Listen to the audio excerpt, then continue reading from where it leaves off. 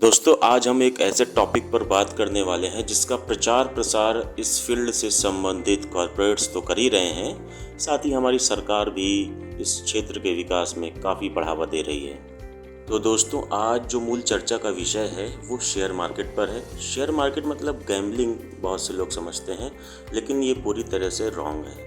अगर पूरी नॉलेज के साथ इसमें वर्क किया जाए तो आप इसको खुद के लिए एक अच्छे करियर के रूप में भी चूज़ कर सकते हैं। नमस्कार दोस्तों, मेरा नाम संजीव दुबे है और मैं आप सभी का मेरे YouTube चैनल पर बहुत बहुत हार्दिक स्वागत करता हूं। दोस्तों वीडियो को पूरा देखिएगा और मेरे चैनल को अभी तक सब्सक्राइब नहीं किया है तो प्लीज़ सब्सक्राइब करना ना भूलें। दोस्तों मुद्दे पर आते हैं। आप जानते हैं कि शेयर बाज़ार में कैसे जुड़ें, और इसके लिए सबसे पहले आपको किसी भी ऑथराइज्ड ब्रोकर से जो कि सेबी रजिस्टर्ड हो उसमें अपना एक डीमेट अकाउंट ओपन करा लीजिए, क्योंकि इसके बाद ही दोस्तों आप ट्रेडिंग करने के लिए शेयर मार्केट में एलिजिबल हो पाएंगे।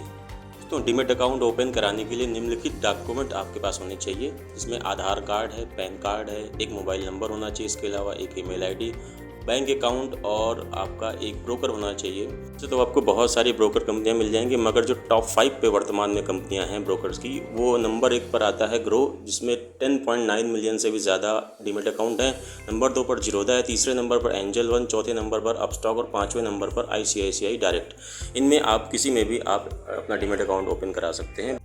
स्टॉक मार्केट यानी शेयर बाज़ार में बेसिकली 3 तरह से आप ट्रेडिंग करते हैं। एक होती है इंट्राडे ट्रेडिंग, जिसमें आप किसी भी कंपनी के शेयर्स को बाई करते हैं तो सेम डे ही इसको सेल करना होता है, यानी आपको अपना जो ट्रेड होता है सेम डे क्लोज करना पड़ता है।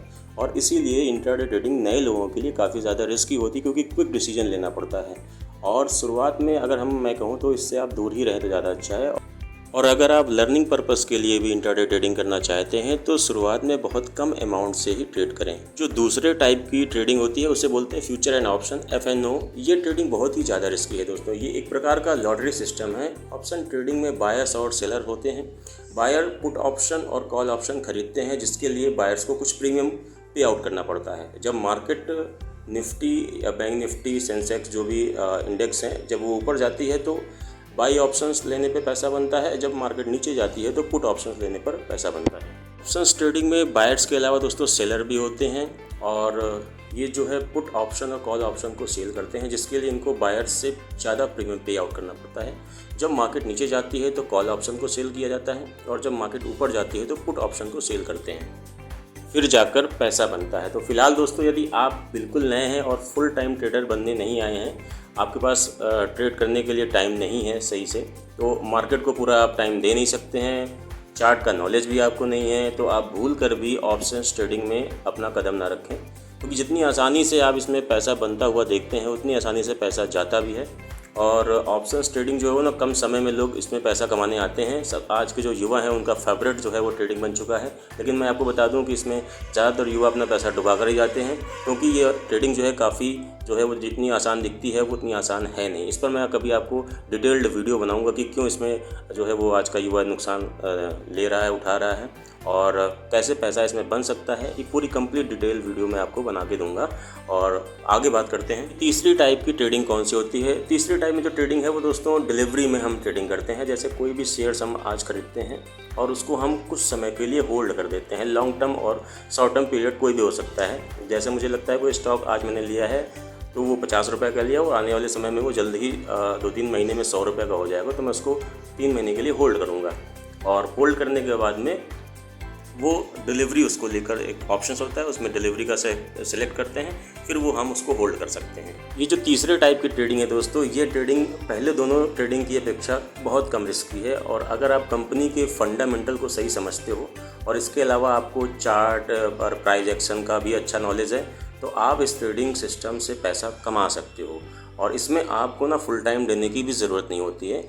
अगर आप अपनी जॉब या बिजनेस के साथ भी इसमें एंट्री करना चाहते हैं तो बस कंपनी के फंडामेंटल, जैसे कि कंपनी का PE कितना है, कंपनी प्रॉफिटेबल है कि नहीं है, कंपनी का ROE क्या है, ROC क्या है, इस तरह की नॉलेज, कंपनी के ऊपर डेब्ट टू इक्विटी कितनी है, और कंपनी के अंदर भी क्या चल रहा है कि कंपनी आने वाले समय में ग्रोथ करेगी कि नहीं करेगी, इसका भी अगर डीप नॉलेज आपके पास है, कंपनी का जो प्राइस है वो करेक्ट हो चुका है, आप यहाँ पर अगर ट्रेड लेते हैं तो आपको बेनिफिट हो सकता है, इस तरह का जो भी नॉलेज है ना वो आपको अगर हो चुका है, आप ये एक दिन में नहीं आता। जब आप एंट्री करोगे और कंपनियों को सर्च करोगे, तमाम यूट्यूब वीडियो हैं उनको भी देखोगे तो आप नॉलेज को गेन कर पाओगे। और दोस्तों इसमें भी आपके पास कम से कम जो है पैसे की जो ज़रूरत है ना वो पड़ती है। पैसा होना चाहिए आपके पास में। ये नहीं कि आप 1000, 2000, 10,000 में आप कोई करोड़पति बनने वाले हो, ऐसा कुछ भी नहीं है। स्टॉक मार्केट यही तो सब लोग गलतफहमी लेकर चले आते हैं कि यहाँ पर मैं आऊँगा और मैं आज रात में 10,000 लगाऊंगा और कल अचानक सो के उठूँगा तो मेरा 1 लाख हो जाएगा। ऐसा कुछ भी नहीं होता है। और वही लोग पैसा कमाते हैं जो ख्वाबों की दुनिया से आते हैं और शेयर मार्केट को ख्वाबों की दुनिया समझकर यहाँ पे पैसा लगाते हैं। तो दोस्तों बहुत ही नॉलेज के साथ पैसा लगाना यहाँ पे, जैसे आप कोई व्यापार करते हैं, कोई घर खरीदते हैं, कोई भी शादी करते हैं, आप सब चीज़ों को देखकर बहुत सोच समझ कर उसमें पैसा लगाते हैं, बहुत सोच समझ कर डिसीजन लेते हैं। वैसे ही भी किसी कंपनी के शेयर्स को खरीदने के पहले भी आपको उसमें रिसर्च करनी पड़ती है। और अगर आप रिसर्च के साथ काम करते हैं तो नो डाउट हर चीज़ में आदमी फेल होता है, इसमें भी फेल होने के चांसेस हैं, लेकिन चांसेस ये भी हैं कि आप मैक्सिमम चांसेस हैं कि आप इसमें सक्सेस ही होंगे और आप पैसा कमाएंगे।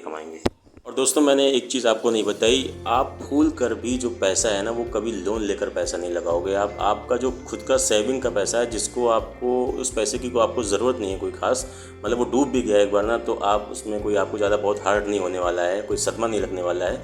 इस तरह की जो पूंजी है ना वही शेयर मार्केट में यूज़ करी जाती है। तो इसका विशेष ध्यान दें। आप उस पैसे को ना लगाएं जिस पैसे से आपका घर चल रहा है, जिस पैसे से आप जो है कोई बिज़नेस कर रहे हैं और बिज़नेस से पैसा निकाल लिया आपने, है ना, लोन लेकर पैसा लगा दिया इसमें, तो आप फिर क्या होता है आपके पास ना जो मेंटल प्रेशर हो जाता है, उस मेंटल प्रेशर में आप गलतियां करना शुरू कर देते हैं। तो भूल कर भी इस तरह की गलती ना करें।